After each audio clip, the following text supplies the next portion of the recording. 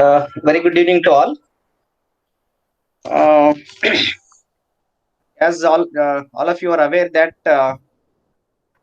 Department of Social Work, Karnataka State Akka Women's University has entered a memorandum of association with Department of Social Work, Central University of Karnataka, Kalaburgi, for the objectives of having collaborative research and field extension activities and many other joint ventures. And this is first of its kind, the program that we are starting with uh, a workshop on the development of research tools. As you all aware that using appropriate research tool is very important for doing quality research, especially in social science and social work research. And how scientifically we develop the tools, especially the standardized scales, what we are actually using is very important. And for developing a standardized tool, we need some adopting some set of procedures to have reliability and validity of the tools.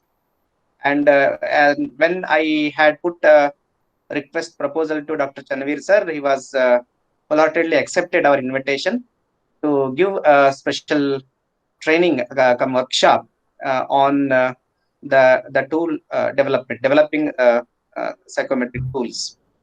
And in this workshop, we have four research scholars. Um, Ms. Pratibha, she is working on the issue of child nutrition, mother and child health and nutrition under the guidance of Son Kamble sir. And Ms. Farhat, she is working on minority students of I think high school students. And Ms. Gyan Sundari is working on intergenerational issues of the elderly. And Mrs. Vijayalakshmi she is working on mother and child health issue. Along with these four research scholars, Dr. Kalavati Kamble is also with us. She is also interested to take part in this workshop, and Dr. Praveen Kumar is also there. With this brief preface, I welcome Professor R.M. Chanveer sir to this virtual workshop. Sir is chairperson, Department of Social Work. Over to you, sir. Okay, thank you. So, good evening to all of you. Dr. Gangadhar Sonar and Kalavati Kamble and all the research scholars of Akka Mahadevi Mahila Vishwavidyalaya, Vijaypur. I'm happy to be associated for this academic assignment or collaborative work that we wish to take up. The purpose of this session is to understand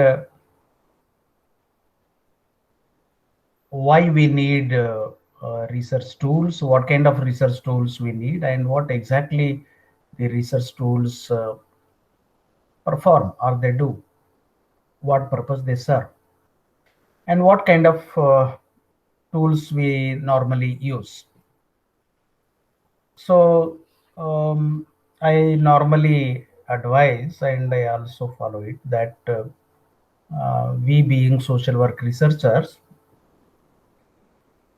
we have to read the books written by Dr. D.K. Laldas.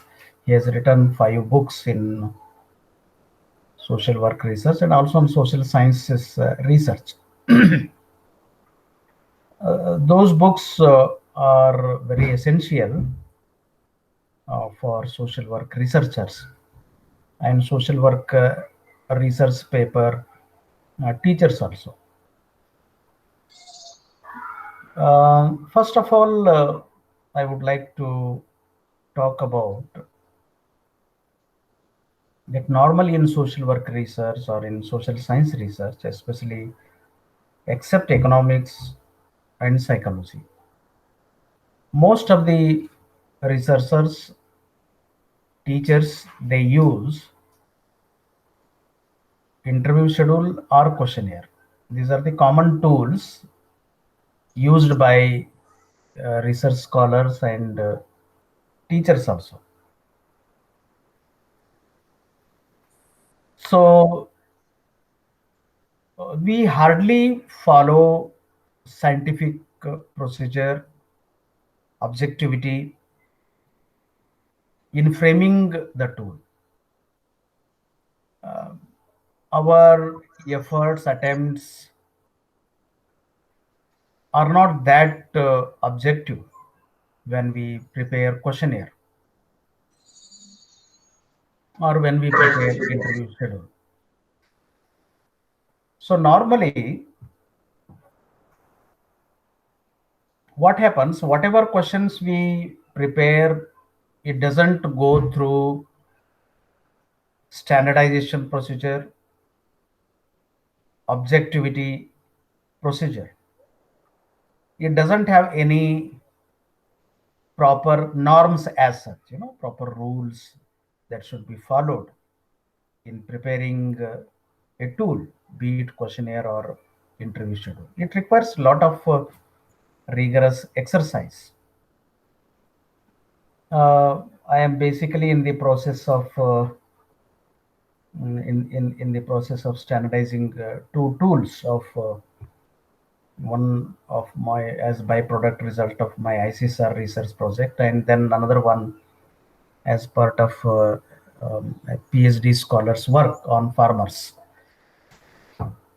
So I also undergone webinar workshop on test construction. The research methodology, research tools, sampling, hypothesis, analysis, they are very loosely followed, especially in social science research, more particularly in social work research, sociology, political science. Nothing much scientific approach is followed. It is very traditionally, conventionally, very mechanically, we are following a particular type of method or procedure in framing the tools like questionnaire or interview schedule. But now the world is different.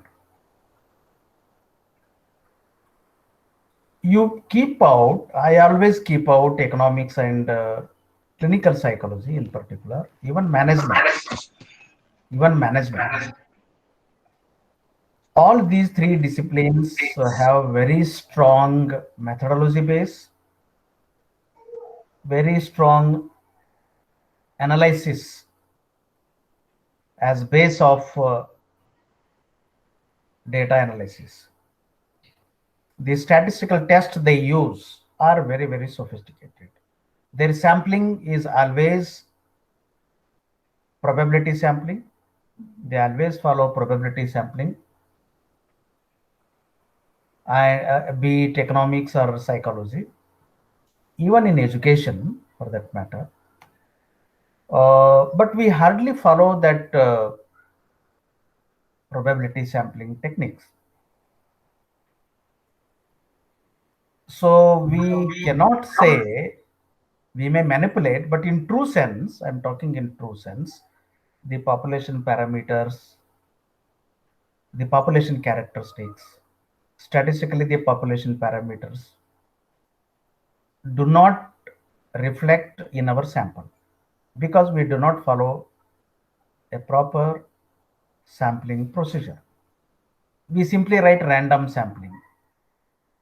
But do we exactly follow that procedure? We simply say every fifth, every 10th, that's all. But what is the probability in it? Why we should follow that? why we should determine that sample size, how to draw a sample size, how to prepare sample frame. So we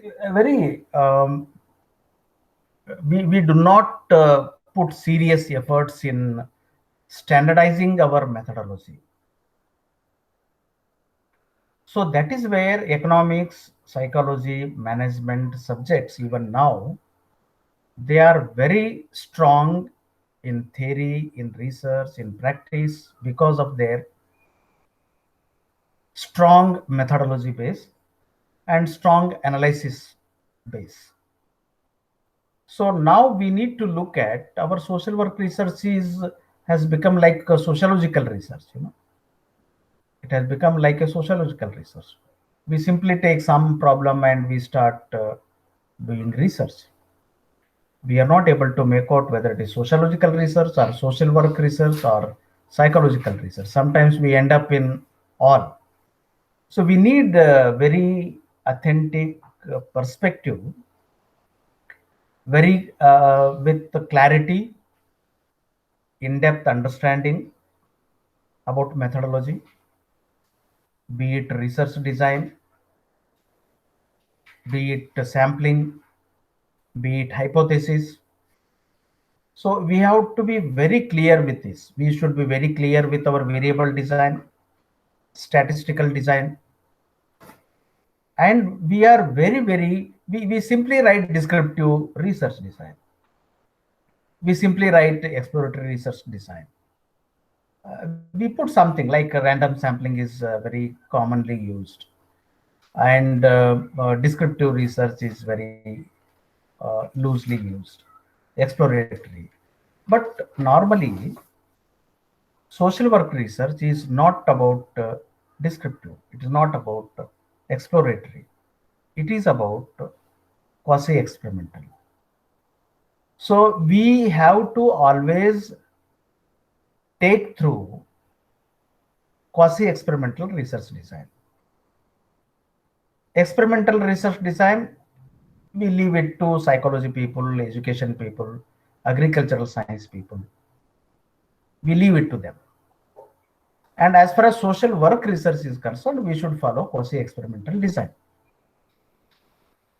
So that is very important for all of us. This background I'm giving because how serious, how rigorous we should be as a researcher and teacher in adopting methodology for our research practice.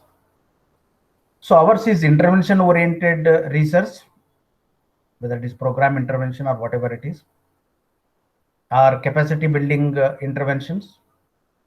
So we have different kinds of interventions with children, adolescent, adult, women, farmers, elderly, disabled, children with difficult circumstances, all poor, unemployed youth, whatever it is, whatever may be the different target group. So we have to follow intervention design approach in our research. Then second aspect of our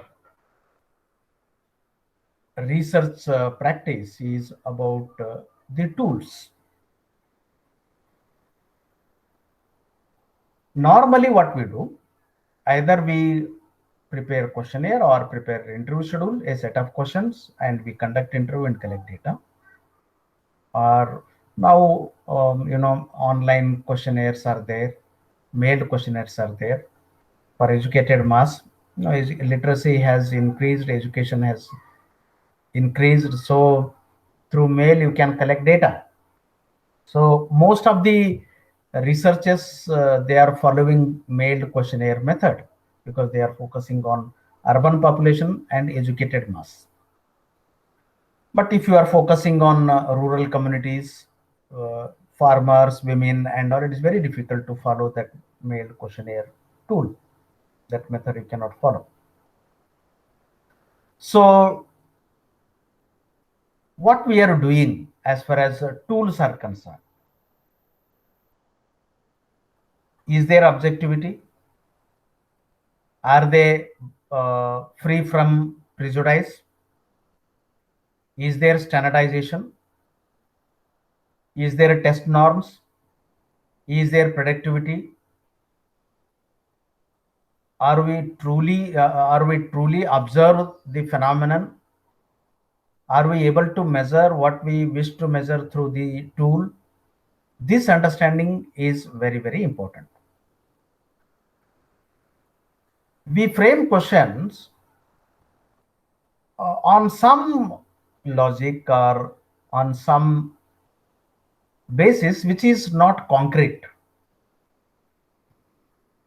So what we need to do now, so we will understand how research tools are used, and on research tools the quality of research depends. It is your research tool that brings, that reveals, that collects accurate data. So we need to have measurements. Measurements are very important in the form of tool. If our measurements are very strong, measurements are always in numerical form. You have to convert everything into number. So that is very much essential in the process of standardization. We have to put in number, we have to quantify whatever we want to assess. So the essence of tools, first we need to understand how much essential, how much important, how much relevant, how much inevitable, indispensable the tools are. What is the value of the tools? What is the worth of the tools? We have to understand.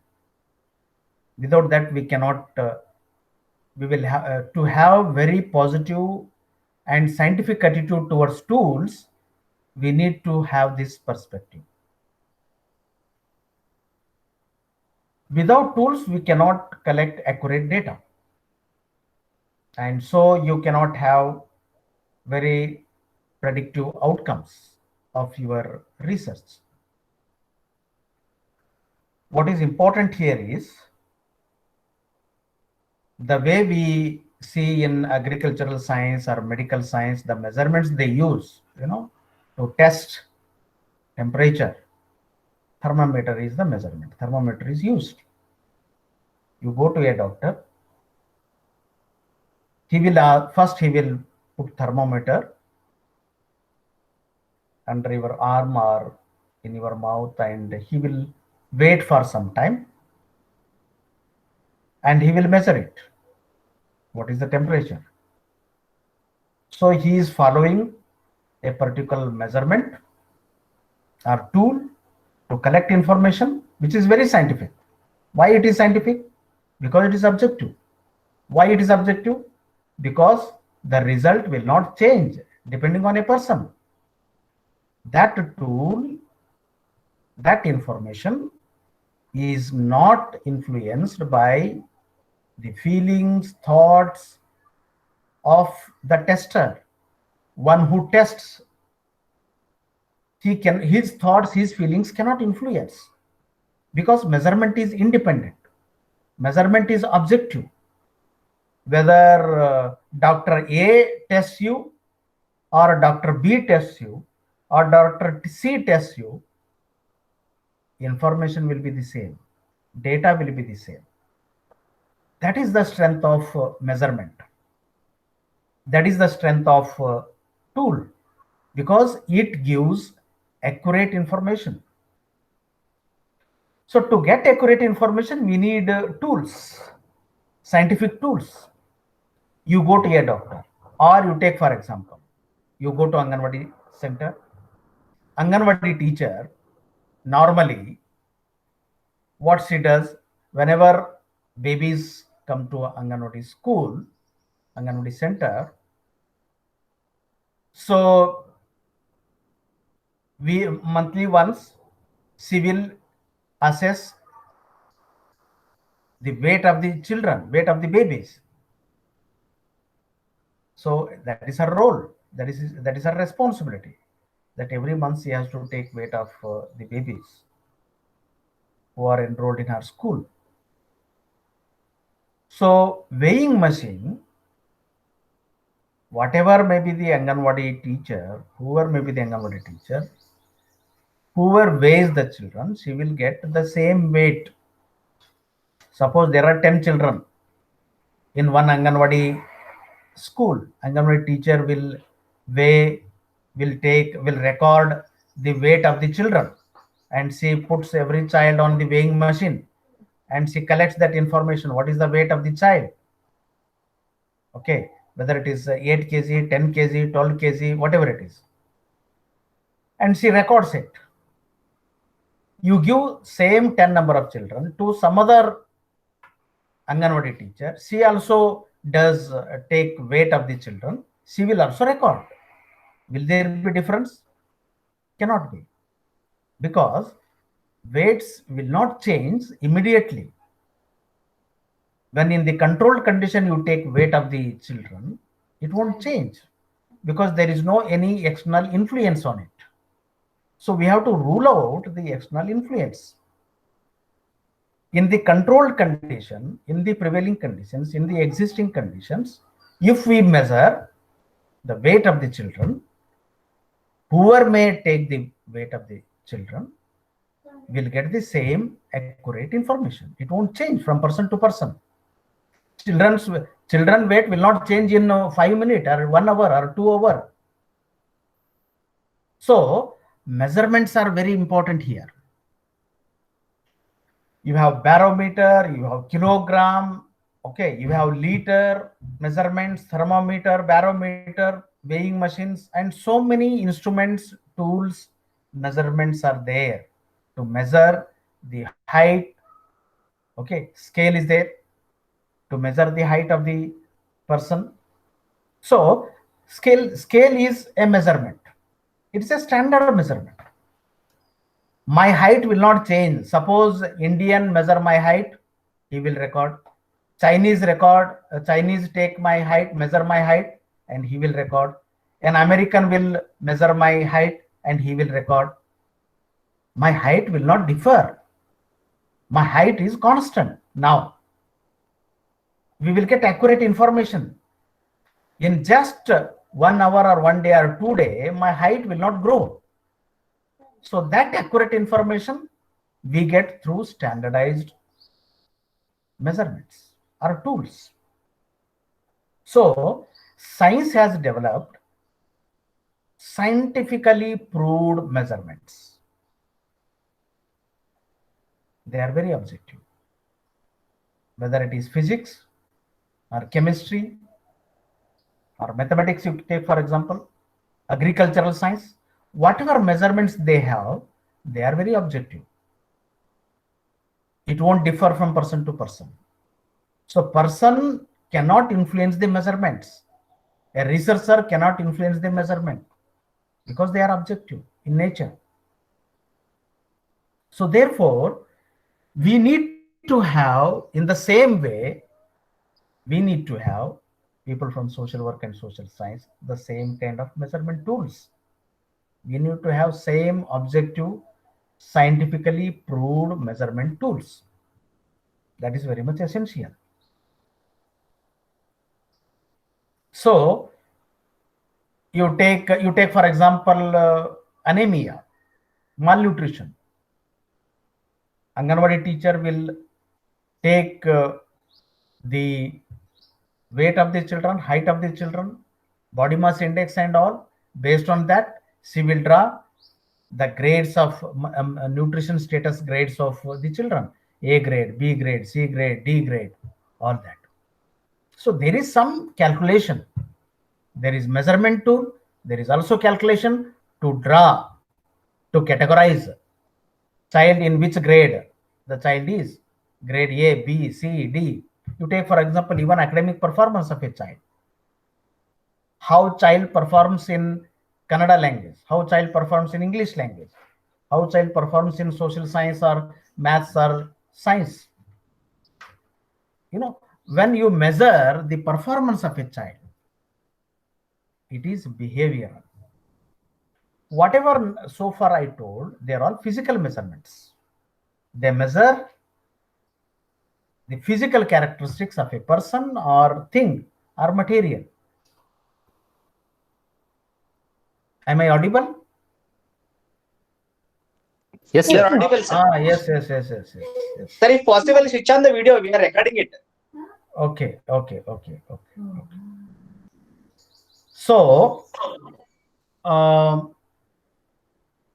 what is important here is I gave you example about physical measurement tools that are used by Anganwadi center or doctor or agricultural scientist. Agricultural scientist will measure the quality of soil. So he has his own objective parameters. Based on objective parameters, the agricultural scientist will assess the quality of the soil. And agricultural scientist also has some scientific procedure to measure the pathology of a plant, disease of a plant. He observes the characteristics of the leaves, plant, root, the canopy, everything he will observe. He will observe the characteristics of the plant. And based on that, he will diagnose, he will make the diagnosis. So to make diagnosis, he has to observe the plant, the characteristics of the plant, the functioning of the plant, the status of the plant. He observes, he measures, then he does diagnosis. So diagnosis is decision making. Diagnosis stage is decision making stage. So why we need measurements? For decision making. They are very useful. Any tools, they help us to make right choice, to take right decision at right time. So the tools are very important to make decision, to take decision, to have proper understanding, proper assessment of a person. The way we can measure the physical characteristics are very easy to measure, but it is very difficult to measure the behavioral characteristics, traits. So, or you can say psychological aspects of a person. How to measure behavior of a person? Behavior is observable. Okay, behavior is observable. Now we can observe a person's behavior. We can observe a person's conduct. We can see it. How he conducts, how he talks, how he thinks, how he feels, how he expresses. We can observe it. So for behavioral measurement, assessment, for behavioral assessment, we need different measurements. We call them as standardized tools. What behavior consists of? Behavior consists of an individual's thinking, cognitive ability, his emotional abilities, then his beliefs, his values, his desires, his needs, his perception, his actions, his practices, attitudes. All this make behavior of a person. So how to assess? Because this is the behavioral domain that we normally assess. When we interview a person, we collect information. We collect information from a person. We go to a person, we ask him questions, he gives answers, we record it. But what exactly we want to derive out of it? we want to have some proper assessment of that person that helps us to make some decision.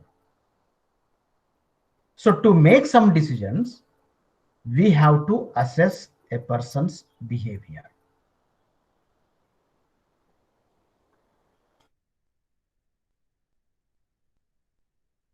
In the form of knowledge, we can assess knowledge, we can assess attitude of a person, we can assess emotional status of a person, we can assess beliefs of a person, we can assess values of a person,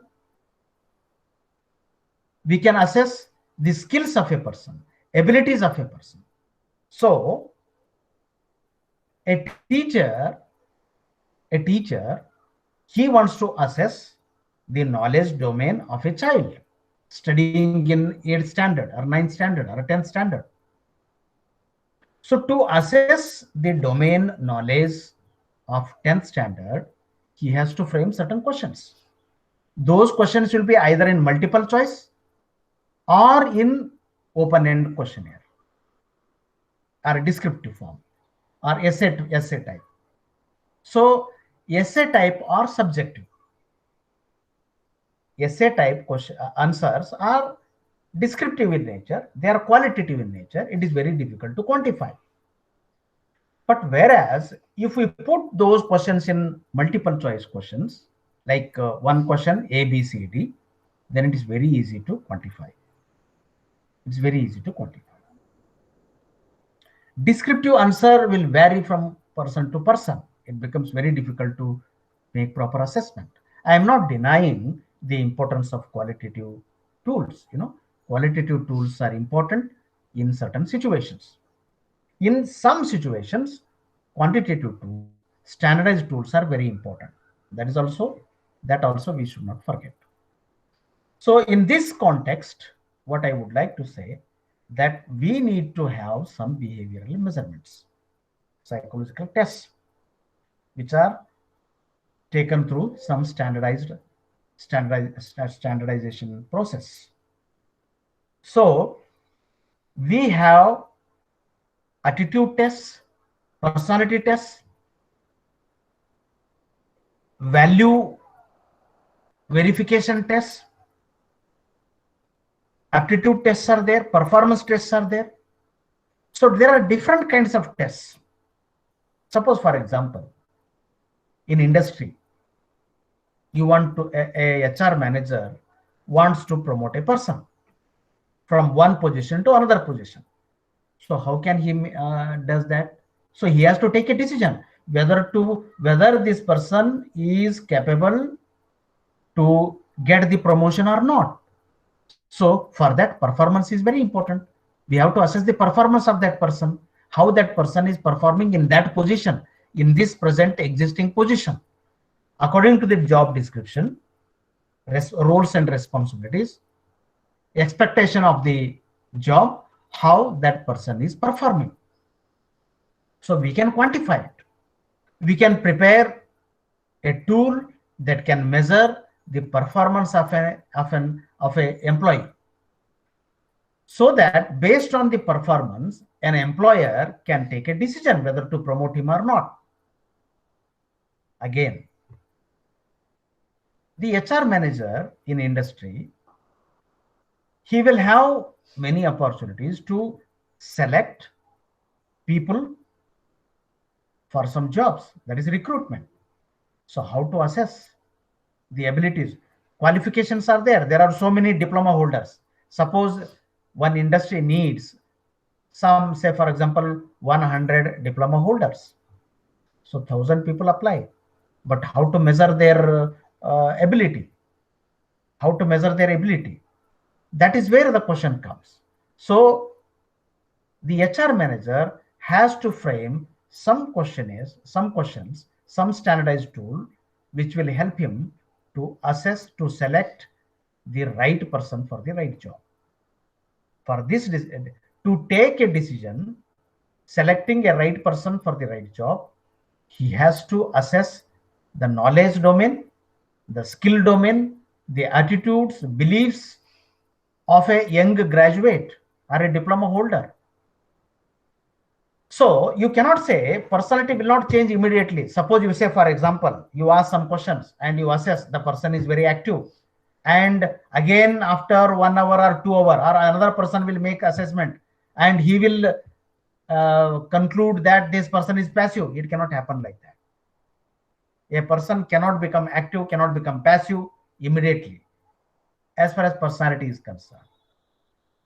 Not by choice. A person may decide, remain to be inactive. It is his decision. But to personality as such, to assess the personality as such, you cannot say sometime he become active, sometime he become passive, means it is not normal behavior. So there is something wrong with our measurement.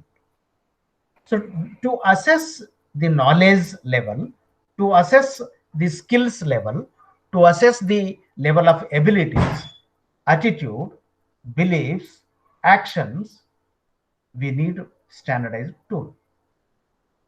So at the end, this is another part that explains about the importance of a standardized tool to measure.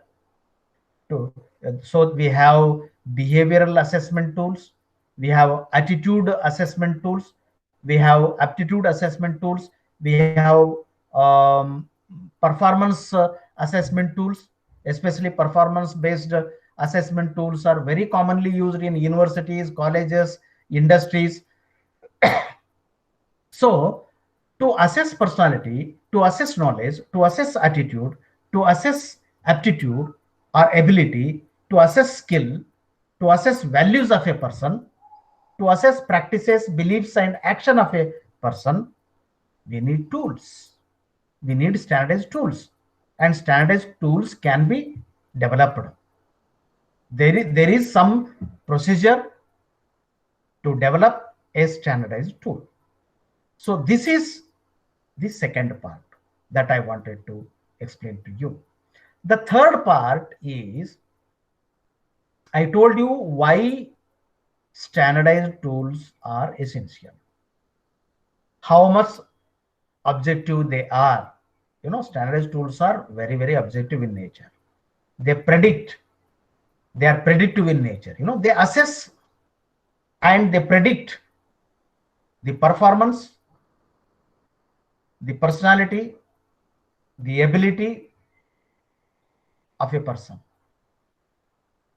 When you use administer standardized tool, you will be able to predict the behavior of a person or performance of a person, attitude of a person or personality of a person.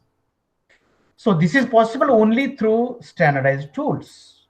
That predictive behavior is possible. That is the strength of these standardized tools. So therefore, we need to pay attention to adopt the standardization procedure for our tools. But standardization of tools in itself is a long process. It's a very long process. It cannot be done in 1 month or 2 months or 5 months or 6 months or so.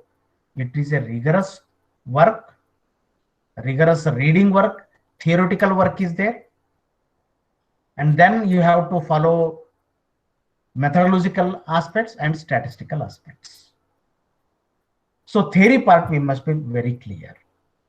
So we have different kinds of tests used. Today, now you take IDEA scale as per Mental Health Act, as per Rights of Personality with Disabilities Act, RPD Act. Under RPD Act, mental illness is a disability now. Earlier it was not. In 1995 Act, mental illness was not part of a disability. Now under RPD Act, mental illness is a disability.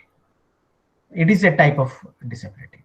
So you just visit the website and you take the IDEA scale. It is made very, very simple to assess the mental illness of a person.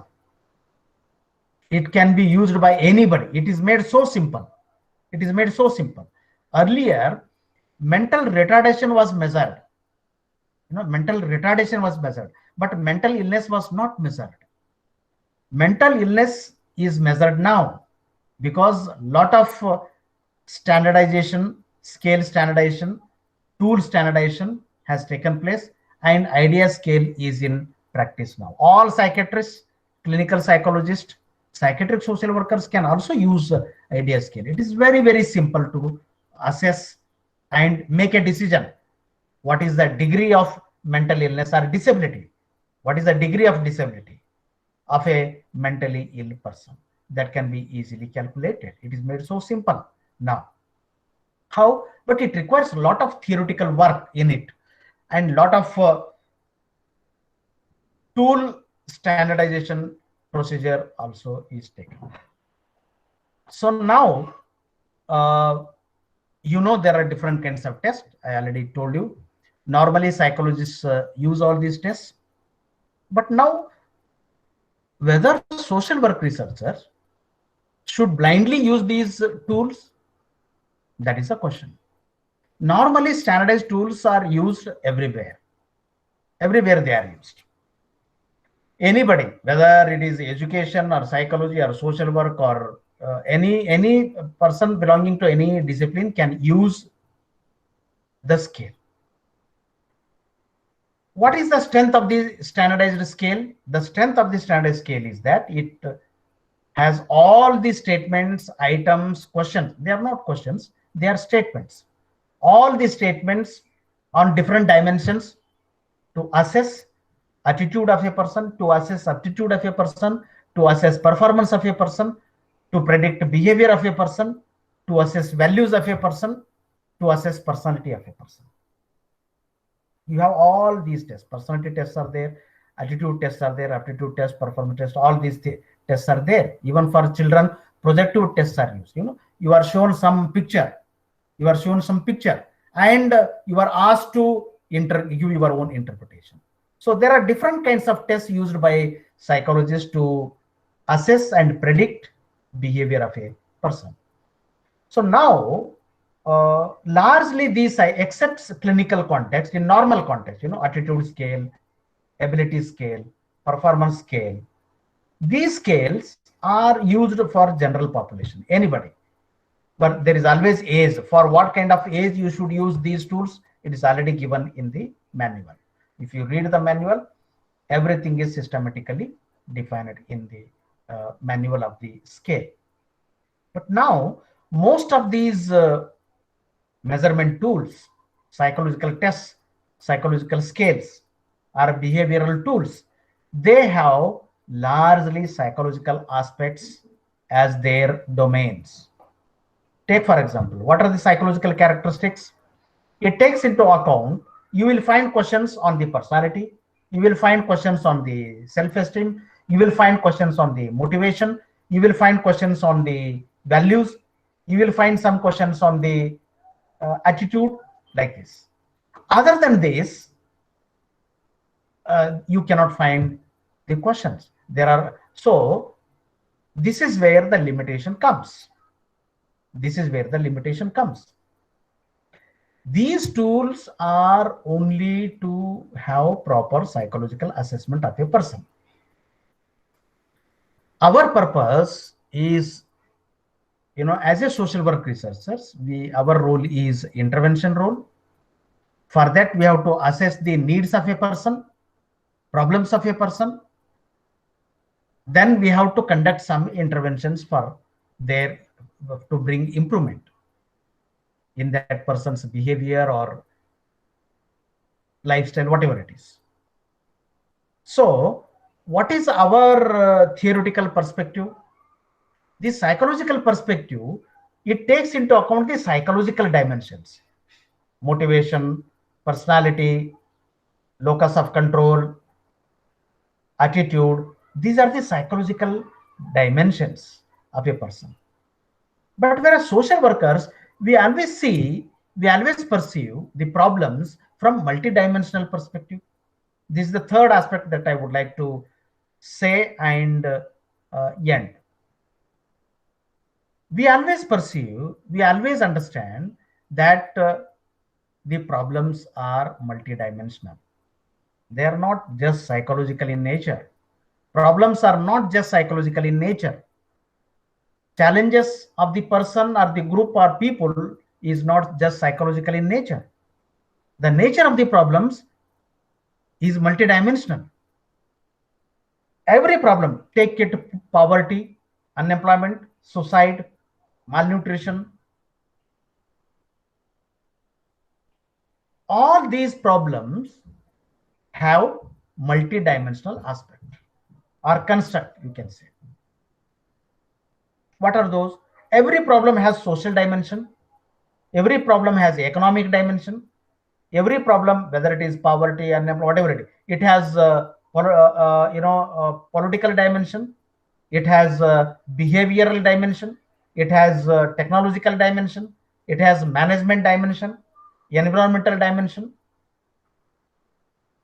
financial dimension, governance dimension. All these dimensions are there. Why there is poverty in this village? You cannot simply say this person is lacking capabilities, this person lacks some resources, so he is poor. No, we cannot conclude like that as social work researcher. So social work research perspective is very important. Now I am talking about social work research perspective, that all problems have multidimensional aspects. They are multidimensional in nature. Like, for example, I will give another example. In Raichur, I think in 2011-12, in Raichur, there was a serious problem of malnutrition among children. It appeared in newspaper. Government did not do anything. And some movement started. And then government started responding to it. So why there was malnutrition in some villages in Raichur? Can you say it is because the mothers lacked nutrition knowledge, so children were suffering from malnutrition? Do you say that because they were poor households, so children were suffering from malnutrition? Maybe. We cannot deny it. Maybe. That dimension may be there. But there is also another dimension. How agency is serving, whether Anganwadi center is providing the nutrition support services to mothers and children or not. How effectively they are providing services. How effectively they are providing nutrition support to mothers and children. That also we have to assess.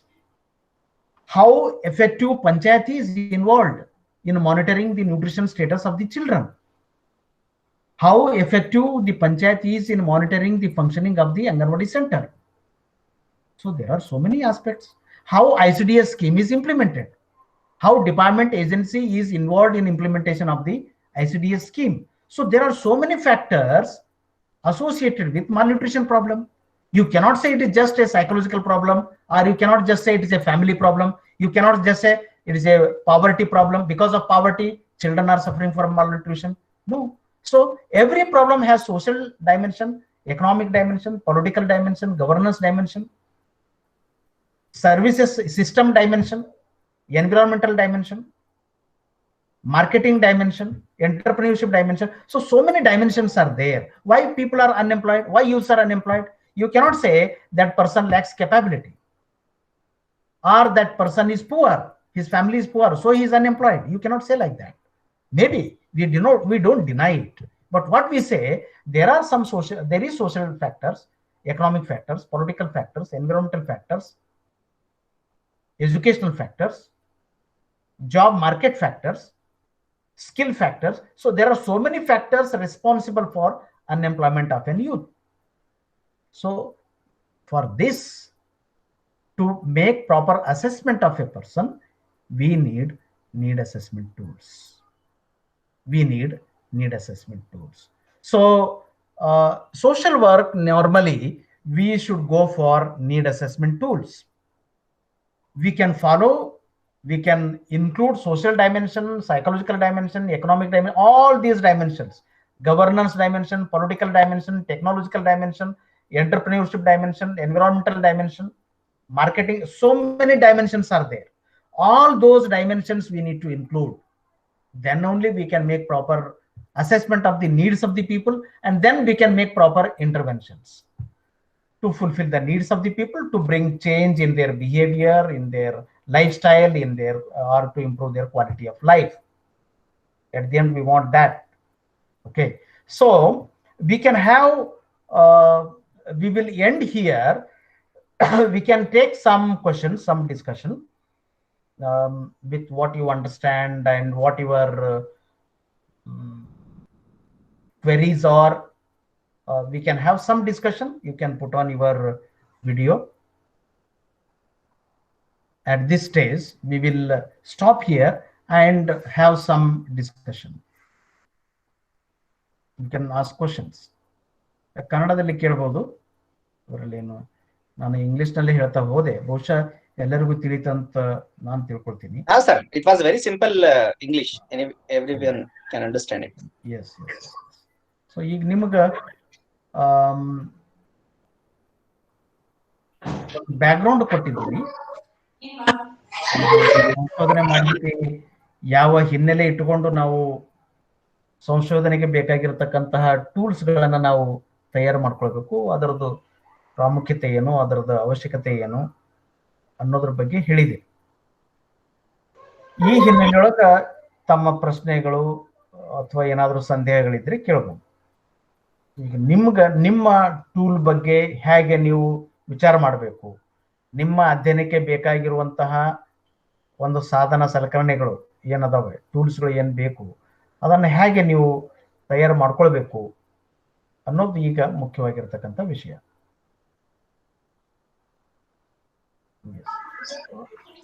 Yeah, one. So even teachers can discuss. We can discuss it, not question answer session. Yeah, discussion. It is like discussion. How to what understanding we should have, what perspective we should have, and how to go about. ನಾವು ಯಾವ ಒಂದು ದೃಷ್ಟಿಕೋನ ಈಗ ಬೆಳೆಸ್ಕೊಳ್ಬೇಕು, ತಯಾರು ಮಾಡ್ಕೊಳ್ಬೇಕು, ಮುಂದೆ ಹೇಗೆ ಹೋಗ್ಬೇಕು. ಸರ್, ಈಗ ಟೂಲ್ ಡೆವಲಪ್ಮೆಂಟ್ ಪ್ರಾಸೆಸ್ ಗೆ ಬೇಸಿಸ್ ಆಗಿ ಥಿಯರಿಟಿಕಲ್ ಓರಿಯಂಟೇಶನ್ ಅಂತ ಹೇಳಿದ್ರಲ್ಲ ಸರ್, ಈಗ ಅದ್ರದ್ದು ಏನ್ ಥಿಯರಿಟಿಕಲ್ ಆಸ್ಪೆಕ್ಟ್ಸ್ ಏನನ್ನ ಇದು ಮಾಡ್ಕೋಬೇಕು ಅನ್ನೋದು ಸ್ವಲ್ಪ ಬ್ರೀಫ್ ಮಾಡಿದ್ರೆ. ಈಗ ಒಂದು ನಾವು ಯಾವ ಒಂದು ಸ್ಟೇಜ್ ದಲ್ಲಿ ಹೋಗ್ಬೇಕು ಅಂದ್ರೆ, ಒಂದು ಈಗ ಯಾವ ಒಂದು ಅಧ್ಯಯನ ಇದೆ, ರಿಸರ್ಚ್ ಅಧ್ಯಯನ ಇದೆ, ಟಾಪಿಕ್ ಏನಿದೆ, ಆ ಟಾಪಿಕ್ ಮೇಲೆ ಒಂದಿಷ್ಟು ಟೂಲ್ಸ್ಗಳು ಸಹಜವಾಗಿ ಸಾಮಾನ್ಯವಾಗಿ ಇದ್ದಿರ್ತವೆ. ಈಗ ಕೆಲವೊಂದು ಸೈಕಲಾಜಿಕಲ್ ಸ್ಕೇಲ್ಸು, ಸ್ಟ್ಯಾಂಡರ್ಡೈಸ್ಡ್ ಸ್ಕೇಲ್ಸ್ಗಳು ಇದ್ದಿರ್ತವೆ. ಅವುಗಳನ್ನು ಕೂಡ ರೆಫರ್ ಮಾಡ್ಬೋದು. ಯಾಕಂದ್ರೆ ನಮಗೆ ಗೊತ್ತಿರಬೇಕು ಯಾವ ಸ್ಕೇಲ್ಸ್ಗಳು ಆಲ್ರೆಡಿ ಅದಾವೆ, what are the existing tools available, already developed. Why you have to develop another scale? That question will come. Are there standardized tools available? That we have to make out first. ಅದನ್ನ ನಾವು clear ಆಗಬೇಕು. ಒಂದು ವೇಳೆ ನಿಮಗೆ ಬೇಕಾಗಿರ್ತಕ್ಕಂತಹ tool ಇದ್ರೆ, ಒಂದು psychological scale ಇದ್ರೆ, ಅದು ಎಷ್ಟರ ಮಟ್ಟಿಗೆ ನಿಮಗೆ ಸೂಕ್ತ ಆಗುತ್ತೆ, ನಿಮ್ಮ ಅಧ್ಯಯನಕ್ಕೆ ಸೂಕ್ತ ಆಗುತ್ತೆ ಅನ್ನೋದನ್ನು ಕೂಡ ನಾವು ಅದನ್ನ ತಗೊಂಡು ಚರ್ಚೆ ಮಾಡಿ ನಿರ್ಣಯ ತೆಗೆದುಕೊಳ್ಬೇಕಾಗ್ತದೆ.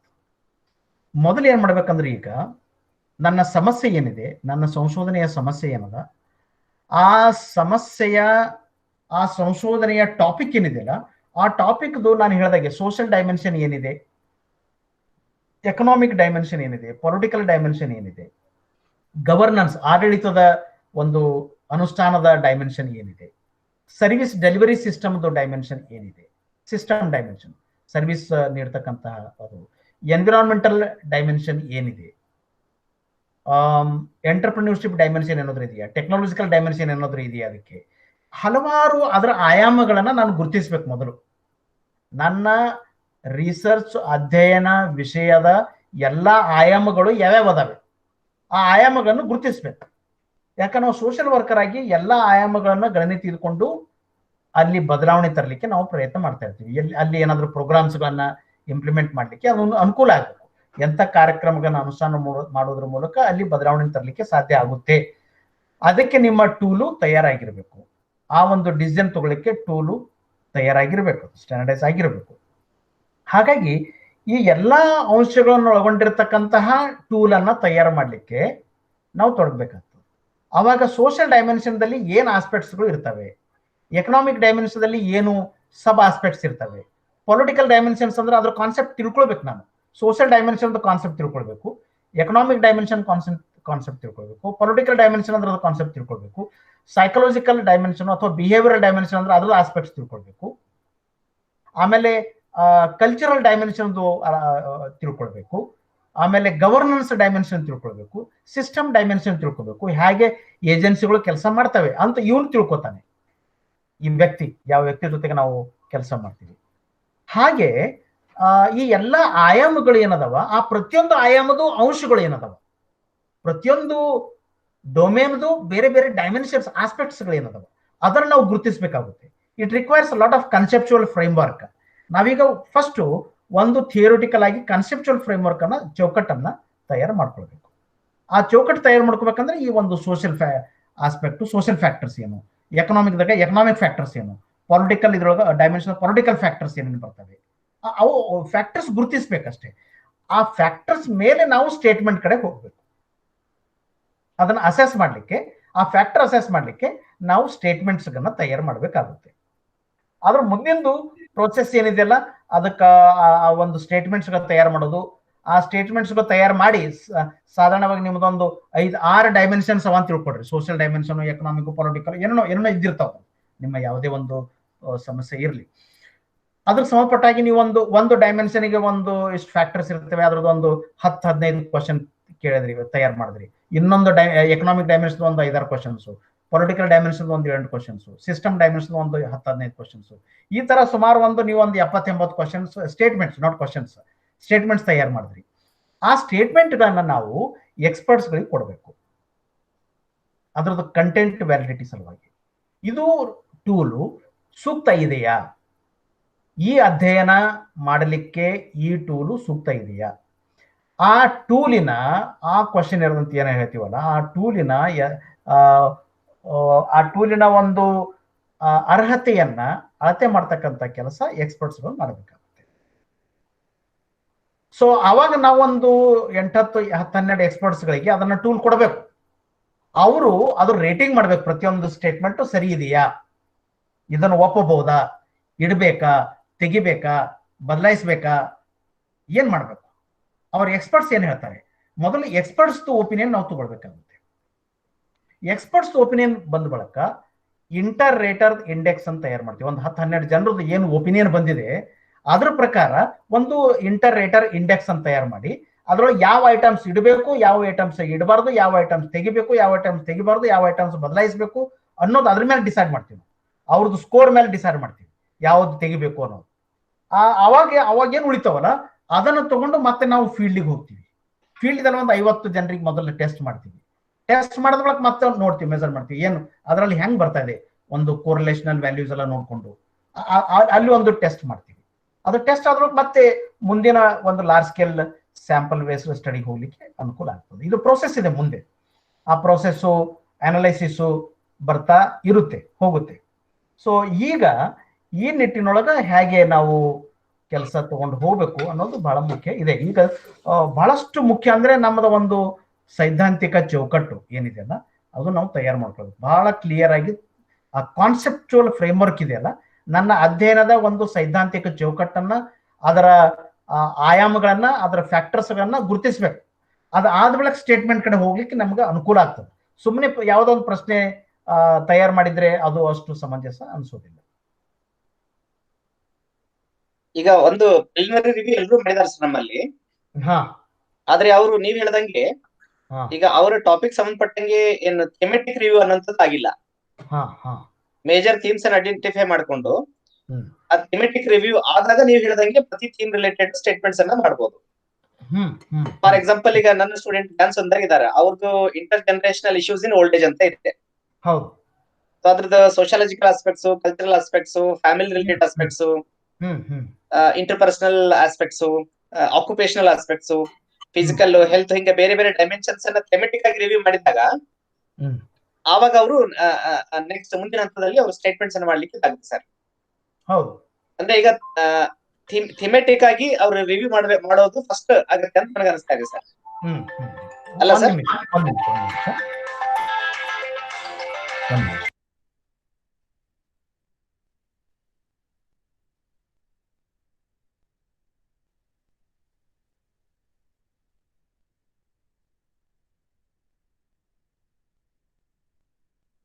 ಪ್ರವೀಣ್, ಕಲಾವತಿ ಮೇಡಮ್, ನೀವು ಆಡ್ ಮಾಡಬಹುದು ಡಿಸ್ಕಷನ್ಗೆ.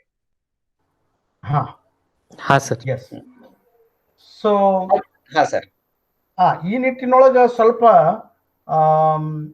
ಕೆಲಸ ಆಗಿತ್ತಂದ್ರೆ ಅದನ್ನ ಮಾಡಬಹುದು. ಈಗ ಒಂದು ಎಕ್ಸ್ಪರ್ಟ್ಸ್ ಕೊಡಬಹುದು. ಅದು ಎಷ್ಟು ಪ್ರಶ್ನೆಗಳಾಗಿದ್ದಾವೆ?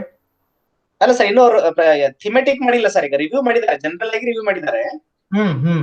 ಜನರಲ್ ರಿವ್ಯೂ ಅನ್ನ ಅಂದ್ರೆ ಆಥರೈಸ್ ರಿವ್ಯೂ ಅನ್ನ ಅವರು ಥಿಮೆಟಿಕ್ ರಿವ್ಯೂ ಆಗಿ ಕನ್ವರ್ಟ್ ಮಾಡ್ಬೇಕು. ಈಗ ಫಸ್ಟ್ ಮಾಡ್ಬೇಕು. ಈಗ ಒಂದೇನ್ ಮಾಡ್ಬೇಕು, ಕೆಲವೊಂದು ಆ ಕ್ಷೇತ್ರದಲ್ಲಿ ಕೆಲಸ ಮಾಡ್ತಕ್ಕಂತಹ ಸಂಶೋಧನಾ ಸಂಸ್ಥೆಗಳಿರ್ತಾವೆ, ರಿಸರ್ಚ್ ಇನ್ಸ್ಟಿಟ್ಯೂಟ್ಸ್ ಇರ್ತವೆ. ಆ ರಿಸರ್ಚ್ ಇನ್ಸ್ಟಿಟ್ಯೂಟ್ಸ್ ಗಳು ಒಂದು ಥಿಯೋರಿಟಿಕಲ್ ಚೌಕಟ್ಟನ್ನು ತಯಾರು ಮಾಡಿರ್ತಾರೆ.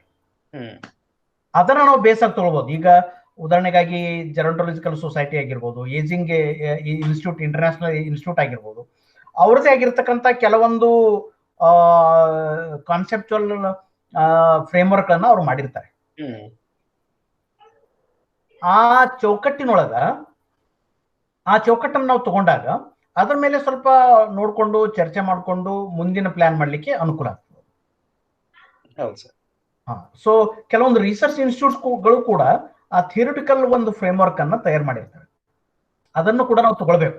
ಅವಾಗ ನಮಗೆ ಯಾವ್ಯಾವ ಡೈಮೆನ್ಷನ್ ತಗೊಳ್ಬೇಕು, ಅದ್ರೊಳಗೆ ಏನೇನು ಆಸ್ಪೆಕ್ಟ್ಸ್ ಗಳದಾವೆ, ಆ ಆಸ್ಪೆಕ್ಟ್ಸ್ ನಾವು ತಗೊಂಡಾಗ ಅದ್ರ ಮೂಲಕ ನಾವು ಒಂದು ಅದನ್ನ ಬೇಸ್ ಆಗಿ ಇಟ್ಕೊಂಡು ನಾವು ಮುಂದೆ ಸ್ಟೇಟ್ಮೆಂಟ್ ಮಾಡ್ಕೊಳ್ಳಿಕ್ಕೆ ಅನುಕೂಲ ಆಗುತ್ತೆ.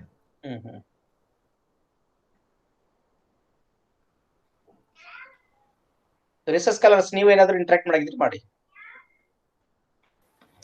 ಸರ್. ನಂದೊಂದು ಪ್ರಶ್ನೆ ಇದೆ ಸರ್. ಸರ್, ಈಗ ಸ್ಕೇಲ್ ಡೆವಲಪ್ಮೆಂಟ್ ಮಾಡ್ಬೇಕಂದ್ರೆ ನಾವು ಪರ್ಟಿಕ್ಯುಲರ್ ಯಾವ್ದಾದ್ರು ಒಂದು ಇಶ್ಯೂ ಅನ್ನ ಇಟ್ಕೊಂಡು, ಈಗ ಫಾರ್ ಎಕ್ಸಾಂಪಲ್ ನಾನು PhD ಮಾಡಿರೋದು ಸಬ್ಸ್ಟೆನ್ಸ್ ಅಬ್ಯೂಸ್ ಅಮಾಂಗ್ ಚಿಲ್ಡ್ರನ್ ಅಂತ ಹೇಳಿ, ಈಗ ನಾನು ಆ ಮಕ್ಕಳದು ಫ್ಯಾಮಿಲಿ ಎನ್ವಿರಾನ್ಮೆಂಟ್ ಅಸೆಸ್ ಮಾಡಬೇಕು ಅಂತ ಹೇಳಿ ನಾನೇನ್ ಮಾಡಿದೆ, ಇದು ಹರ್ಪ್ರೀತ್ ಭಾಟಿಯಾ ಮತ್ತೆ NK ಚಡ್ಡಾ ಅವ್ರದ್ದು ಫ್ಯಾಮಿಲಿ ಎನ್ವಿರಾನ್ಮೆಂಟ್ ಸ್ಕೇಲ್ ರೆಫರ್ ಮಾಡಿದೀನಿ ಸರ್. ಬಟ್ ಅದು ನನ್ನ ಸ್ಟಡಿ ಏರಿಯಾಗೆ ಸುಟೇಬಲ್ ಅನಿಸ್ಲಿಲ್ಲ ಸ್ಟೇಟ್ಮೆಂಟ್ಸ್. ಸೊ ನಾನು ಆಮೇಲೆ ಏನ್ ಮಾಡಿದ್ದೆ ಅಂತಂದ್ರೆ, ನಾನ್ ಬೇರೆ ಬೇರೆ ಆರ್ಟಿಕಲ್ಸ್ ಓದ್ಬಿಟ್ಟು ನನ್ನ ಸ್ಟಡಿಗೆ ಯಾವ ರೀತಿ ಸೂಟೇಬಲ್ ಆಗ್ತದೆ ಅಂತ ಸ್ಟೇಟ್ಮೆಂಟ್ ನಾನೇ ಕ್ರಿಯೇಟ್ ಮಾಡ್ಕೊಂಡು ಇದ್ ಮಾಡಿದ್ದಿದೆ, ಡೆವಲಪ್ ಮಾಡಿದ್ದಿದೆ ಸರ್.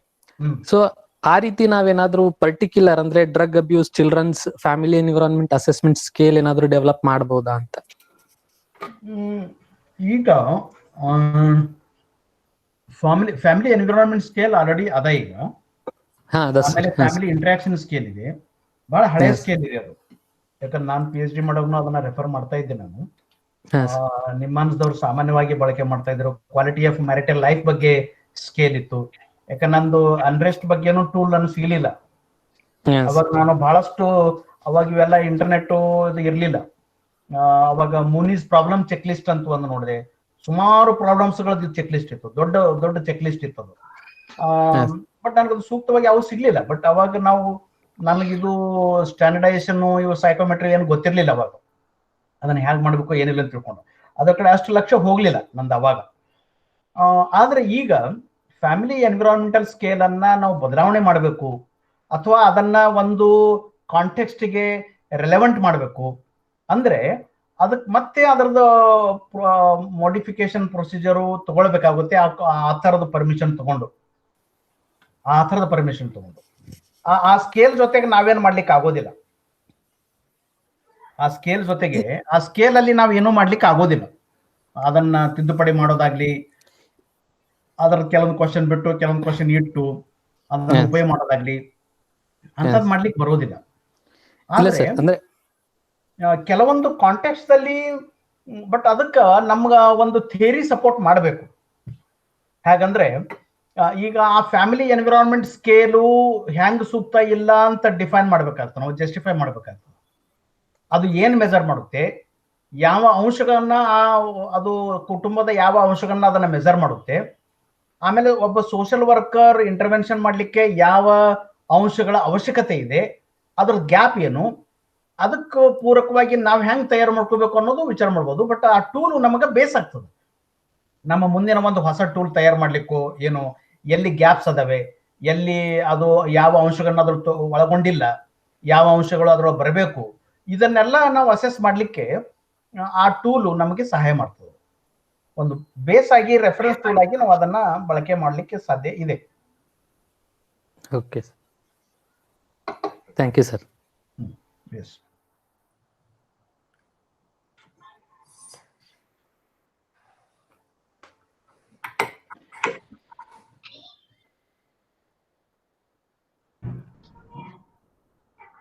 ಮತ್ತೇನಿಲ್ಲ, ಮತ್ತೇನಾದ್ರೂ ಇದೆಯಾ ಡಿಸ್ಕಷನ್ಗೆ?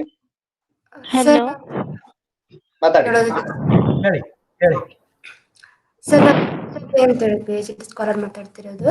ಈಗ ನಾವು ಡೆವಲಪ್ ಮಾಡೋವಾಗ ಸರ್ ಬಹಳಷ್ಟು ಕ್ವಶನ್ಸ್ ಆದ್ರೆ ಅಥವಾ ನಾವು ಬಹಳ ಇನ್ಡೆಪ್ತ್ ಆಗಿ ಡೆವಲಪ್ ಮಾಡಿದಾಗ ರೆಸ್ಪಾಂಡೆಂಟ್ಸ್ಗೂ ಸ್ವಲ್ಪ ಇರಿಸು ಮುನಿಸು ಅನ್ನಿಸ್ಬಹುದು, ಅಥವಾ ಜಾಸ್ತಿ ಟೈಮ್ ತಗೊಳ್ತಾರೇನೋ, ಅಥವಾ ಇವರೆಲ್ಲ ಡೀಪ್ ಆಗಿ ಕೇಳ್ತಿದಾರೆ ಅಂತ ಈ ತರ ಮನೋಭಾವ ಬರ್ಬೋದು ಅವರಲ್ಲಿ. ನಮ್ಗೆ ಸರಿಯಾಗಿ ರೆಸ್ಪಾನ್ಸ್ ಮಾಡದೇ ಇರ್ಬೋದು. ಆಗ ನಾವು ಸಾಧ್ಯ ಆದಷ್ಟು ನಮ್ಮ ಟೂಲ್ಸ್ ಅನ್ನ ಸ್ಟ್ಯಾಂಡರ್ಡೈಸ್ ಆಗಿ ಮಾಡೋವಾಗ ಬಹಳ ಲೆಂದಿ ಹೋಗದೆ ಇರೋ ತರ ವಿಷಯಗಳನ್ನ ಜಾಸ್ತಿ ಕಲೆಕ್ಟ್ ಮಾಡ್ಕೊಳ್ಳೋಕು, ಕಡಿಮೆ ಸಮಯ ಇರೋಕು, ಮತ್ತೆ ಕ್ವಶನ್ಸ್ ನ ಆದಷ್ಟು ಒಂದೇ ಇದ್ರಲ್ಲಿ ಪ್ಲಾಟ್ಫಾರ್ಮ್ ಅಲ್ಲಿ ಕೂಡಿಸುವಷ್ಟು ಮಾಡುವಾಗೆ ಏನಾದ್ರು ಮಾಡ್ಬೋದಾ ಅಂತ ಕೇಳೋದಿತ್ತು ಸರ್. ಈಗ ಇದರಲ್ಲಿ ಏನಿದೆ ಅಂದ್ರೆ ಟೂಲ್ ಸ್ಟ್ಯಾಂಡರ್ಡೈಸೇಷನ್ ಮಾಡೋದೇ ಒಂದು ರಿಸರ್ಚ್ ಕೆಲಸ. ಅದು ಒಂದು ಅದೇ ಸುಮಾರು ವರ್ಷಗಳ ಕೆಲಸ ಆಗ್ತದೆ. ಹಾಗಾಗಿ ನಾವು ಟೂಲ್ ಸ್ಟ್ಯಾಂಡರ್ಡೈಸ್ ಮಾಡೋದು, ಇಂಟರ್ವೆನ್ಷನ್ ಮಾಡೋದು ಎರಡೂ ಆಗೋದಿಲ್ಲ. ಟೂಲ್ ಅನ್ನ ಅಷ್ಟೇ ಸ್ಟ್ಯಾಂಡರ್ಡೈಸ್ ಮಾಡ್ತಕ್ಕಂಥ ಕೆಲಸನೇ ಒಂದು ರಿಸರ್ಚ್. ನಾವು ಎರಡೂ ಮಿಕ್ಸಪ್ ಮಾಡ್ಲಿಕ್ಕೆ ಬಹಳ ಕಷ್ಟ ಆಗ್ತದೆ, ಯಾಕಂದ್ರೆ ಅದಕ್ಕೆ ಬಹಳಷ್ಟು ವರ್ಕ್ ಮಾಡ್ಬೇಕಾಗುತ್ತೆ. ಹಾಗೆ ಮಾಡ್ಬೇಕಾದ್ರೆ ಬಹಳ ಎಕ್ಸ್ಪರ್ಟೈಸು, ಅದು ಟೈಮು ಅದೆಲ್ಲ ತಗೊಳ್ತದೆ. ಹಾಗಾಗಿ ಅಷ್ಟರ ಮಟ್ಟಿಗೆ ಆಗ್ತದೆ ಅಂತ ನನಗೇನು ಅನ್ಸೋದಿಲ್ಲ. ಹಂಗೆ ಎರಡೂ ಮಾಡ್ಲಿಕ್ಕೆ ಆಗೋದಿಲ್ಲ. ಅದರಲ್ಲಿ ಒಂದನ್ನ ಮಾಡ್ಬೋದು, ಟೂಲ್ ಸ್ಟ್ಯಾಂಡರ್ಡೈಸೇಷನ್ ಅನ್ನ ನಾವು ಇಟ್ಕೊಂಡು ಮಾಡ್ಲಿಕ್ಕೆ ಪ್ರಯತ್ನ ಪಡ್ಬೋದು ಅಷ್ಟೇ. Okay, thank you sir.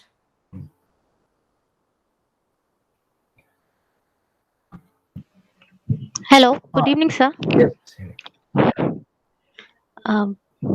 Sir, this is Farhad, sir. Research scholar from Akkamari Women University. Sir, as you said that social work research perspective and sociological research perspective, we are not able to differentiate between this. Okay, so somehow even we being a social work research scholar, we sometimes do not we are not able to recognize what which way we can go. Okay, either we have to take up social work research perspective or sociological research perspective. So can you guide us, can you give simple tips how to identify among these two? See, basically sociological approach we don't deny. Sociological approach we take, social work is interdisciplinary. It always adopts interdisciplinary, multidisciplinary domain of knowledge. It takes, as I said, I always said, we have multidimensional perspective, because we always see reality is multidimensional. It is not unidimensional. You cannot understand poverty just by economic perspective. You cannot understand unemployment by sociological perspective. You cannot understand suicide problem by psychological perspective or behavioral perspective. You cannot understand farmers problem only from agricultural perspective. So there are the perspective is the reality is multidimensional. So normally what happens, sociologist, he will think only from sociological point of view.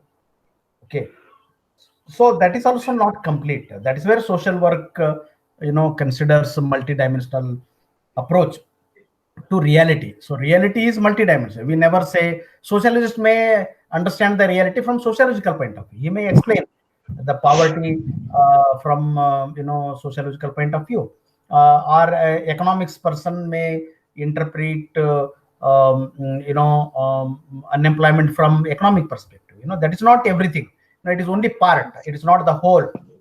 So that has different elements. That perspective has different elements. Those elements we need to understand being social workers. So, when we consider all those elements, dimensions, multi-dimensions in mind, that helps us to understand the reality better than these unidimensional approach. Yes, sir. Yes, sir. And Thank you. ours is more intervention oriented. We do Yes, need sir. assessment, and then we conduct some programs, activities, Yes, sir. interventions to bring change Yes. in their behavior, to Yes. bring change in society, to bring change in their quality of life. Yes, sir. We sociological social research students from sociology department, they do not do what we do, sir. Being Yeah. a social worker research students. That is true, but Yes, sir. their strength is also there. We cannot deny the sociological approach has its own strength. We take that Yes. strength. Yes. We take that strength. What is the strength of sociology? That we take. What is the strength of Yes. economics? That we take. What is the strength Yes, of sir. psychology? That also we respect each domain knowledge.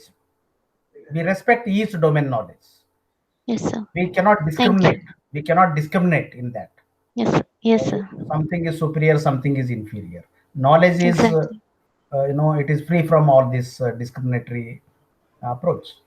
Yes, Every sir. knowledge is Exactly. very important, be it sociological or economic or political or governance, whatever, administration, whatever it is. Yes, Every sir. knowledge element is very important for social worker. That's it. Yes, sir. Thank you, sir. Right.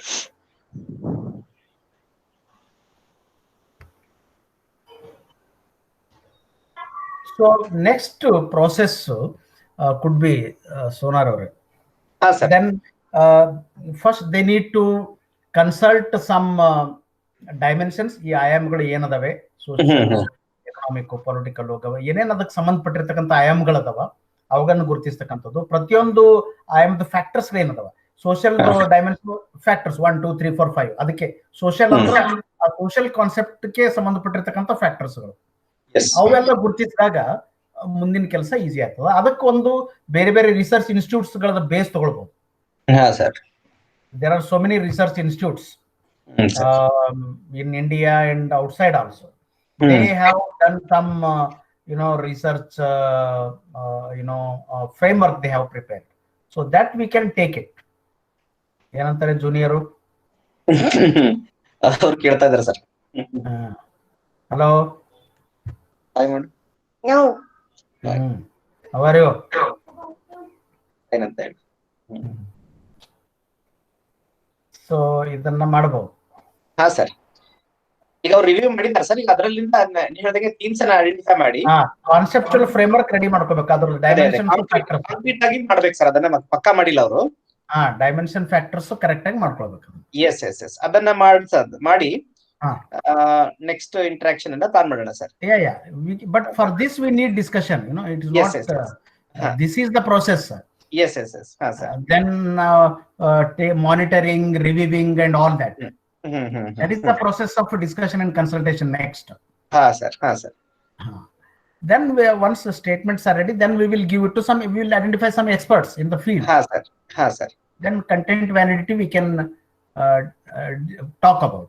It's very simple. Sir. They are not that difficult. Yeah. That procedure we have to follow. That's it. Okay. Sir. Okay.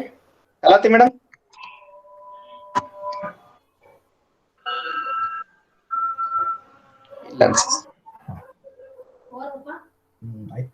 Okay sir. Thank you so much sir. Thank you. Yes sir. Yes. Thank you sir.